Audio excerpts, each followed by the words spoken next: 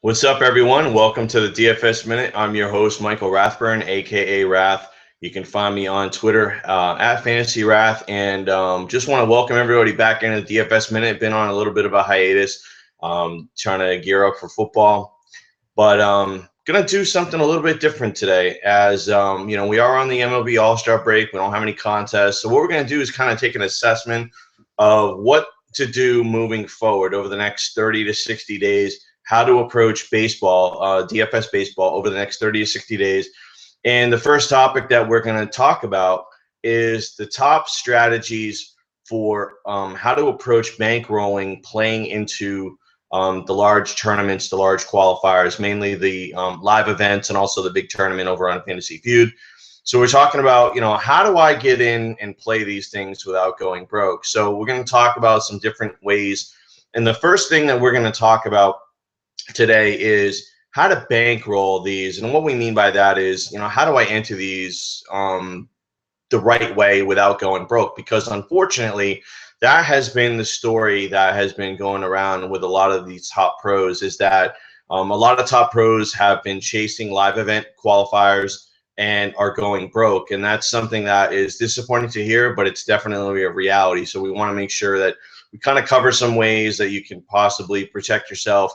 Now, most of our audience is not sharks or pros and playing for huge money, but that's kind of why I'm doing this video, is that I can give you some ways that you could potentially get a piece of the action of playing in a large tournament for $1 million, or something along that line for $100,000 first prize, live event, things along that line. So let's get into it. Obviously, some of these are going to be obvious. I'll get into some details on some of them, though, that may not be so obvious. The first one is you just buy in yourself. And what that means is you take a percentage of your bankroll and you buy an entry into a live event qualifier or a large tournament, just yourself. Whether it's on Fantasy Aces, where their live event qualifier runs every Friday at $215, or it's on Fantasy Feud, where they have the direct buying qualifiers sometimes at 77, sometimes in the 200 range. If it may be sometimes at 535, it just depends. FanDuel, the price amounts are different. They're a lot more expensive on FanDuel and DraftKings because the prize pools are a lot more. So if you're talking about just buying in directly, I think your best bet is going to be a site like Fantasy Feud or Fantasy Aces, where the prize pools are still very attractive. You're going to have a little bit of overlay, and that you're going to be able to get in at an affordable rate. When you start getting into the 500, 1,000, and $5,300 ranges, that's when it gets a little bit pricey, and we're going to leave that for the big boys. So buying in directly. Now, there's different ways that you can buy in directly. Obviously, the first one is you pay 100% cash. The other way is what a lot of guys do, and a lot of bigger players do, but a lot of small players don't think about this, is if you play on FanDuel or on DraftKings or even on Fantasy Feud, what you do is you accumulate player points, whether it's frequent player points, FanDuel points, Feud points, whatever you want to call them. You accumulate those points as you play. My advice is, when you're playing during the season, is not to use up any of those bonus points for anything other than saving them up until this time of year. Because what's going to happen is you want to accumulate as many points as possible and start entering into some of these tournaments where you're not having to lay out the cash. So it's basically like free money, and it's a free shot for you to take, at playing for 100,000, 200,000, or $1 million. So if you have enough points built up, now sometimes the points built up are not going to be enough for you to just straight buy in. But what you can do, and we're going to touch on this a little bit later, is you can use those points to enter satellite contests, which will then give you an opportunity to get in for a cheaper price. If you win a satellite and you win a ticket into a qualifier, the satellite might be only 10 or 20% of the actual value of the ticket, so you can get in that way. So the best way to use your frequent player points, FanDuel points, or Feud points, etc., is going to be playing satellites, and we'll talk about that a little bit in the next segment here. And why satellites are so attractive. The other way that you can do it is you buy in directly cash, but you hedge each entry that you buy in with a 50-50 contest. And let me give you an example. Let's say you play in a $77 qualifier. on Fantasy Feud. Okay, you need to try to hedge that money. So you can do a couple of things. One is you can play a 50-50 contest for, let's say they have one for $50 and the winner, or 55, and the winner takes home 100. So if you win that 50-50, you then have $100 to play with in the $77 qualifier. The chances of you cashing and winning are pretty low. So let's say you lose on that. At least you're still ahead $23, after the one. Actually, you're ahead about $23. The 100 minus the 77. So a better way to, if you're going to buy in, is you want to make sure that you hedge each entry with a 50-50. That way there, if you don't win or you don't cash in the qualifier, at least if you cash in the 50-50s, you're a little bit ahead of the game where you can break even. There's different ways you can hedge. You can just play several different contests leading up to $77. It may not be that you can play an exact $77 qualifier 50-50, and maybe a 55 and a 22. But if you win, of course, you're doubling up your money. So if you play an 11 or a 33 and things like that. So it just depends on your bankroll threshold and what you feel the most comfortable doing. So those are the ways that you can do it when you're directly buying in. Now let's get into satellites and how you can approach satellites. And mainly, I'm talking about from using those bonus points, those frequent player points, FanDuel points, Feud points. The good thing about satellites is there's some good and there's some bad. The good thing about satellites is a lot of time it allows you to buy it and get into a big field tournament, a big money tournament at a fraction of the cost if you win the ticket. So the thing that's good about that is you can fire several times and get several entries. Now, if you lose, you end up with nothing, but you still have to look at your opportunity cost and what you're paying out. Now, if you're using your frequent player points, there's no money out of your pocket. You still need to hedge, even if you're doing buy-in directly and you're hedging with 50-50s. Let's say you're playing satellites. You still need to hedge the satellites because you don't want to diminish your bankroll. You don't want to see that bankroll dwindling. So if you're playing $100 worth of satellites in a given night, you need to play at least $50, $55 worth of double ups or 50-50s in order to, basically cover your entries if you win. Worst case scenario is you lose in the 50-50s and you lose in the satellites, but still you go in knowing that that's the risk you're taking because you're taking a shot at trying to play for some big money at a fraction of the price of if you were directly to buy in.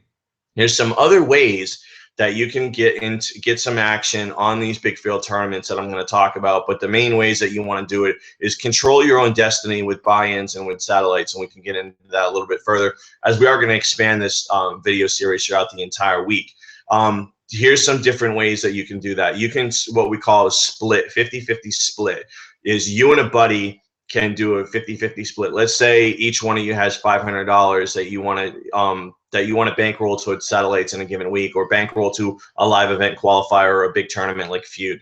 What you can do is you can say, hey, I've got 500, you've got 500. Let's pool together our resources. Let's go in for 1,000, and whatever we win, we split. Now, if one of us happens to hit and win the ticket at the live final with a big event, then that means that anything that we win in that particular contest, we are going to split 50-50. So you just need to make sure that you're doing it with somebody that you trust, somebody that's good, because you're going to put in your own lineups and hopefully, you're going to collaborate on the lineup. So you want somebody that's like-minded as you. You want somebody that you can trust, and you want somebody that's good for it. So that'd be the thing if you're going to do a 50-50 split. The other way is you get somebody to stake you. And what that means is that somebody else puts up the money. They have no say in what happens with the lineups. You're the one that puts in the lineups, and then you split whatever winnings or whatever equity 50-50. So that's a way to do it. A lot of guys that do have extra money, that don't feel confident and know that there's somebody else out there that's been very successful in these contests, might go to somebody and say, hey, I'm going to stake you $1,000. I want you to play for this particular tournament. Anything that we win, we're going to split 50-50. For the person making the lineup, it's a great deal because they get in for nothing and they get a shot at splitting 50-50 of whatever the winnings are. So it's a good way situation all around. The other way is that you can do what's called a pool, and you can be on either side of the pool. What I mean by that is, let's call the pool, let's say it's 20 people, and let's give an example of the PGA Millionaire Maker that's going to be coming up on DraftKings here shortly. So, everybody wants to play for the million and win the million. but we all know that there's 150 to 175,000 entries. So what you do is you get 10 guys or 20 guys, whatever it happens to be, and you say, hey, I'm going to sell shares. We're going to enter $5,000 worth of entries. Let's say it's $20 entry. We're going to put in 250 lineups. And so what happens then is everybody's going to, buy pieces of that action. Now, it might be that somebody's going to come in for 1,000, somebody's going to come in for 2, somebody might come in for a couple hundred. It just depends.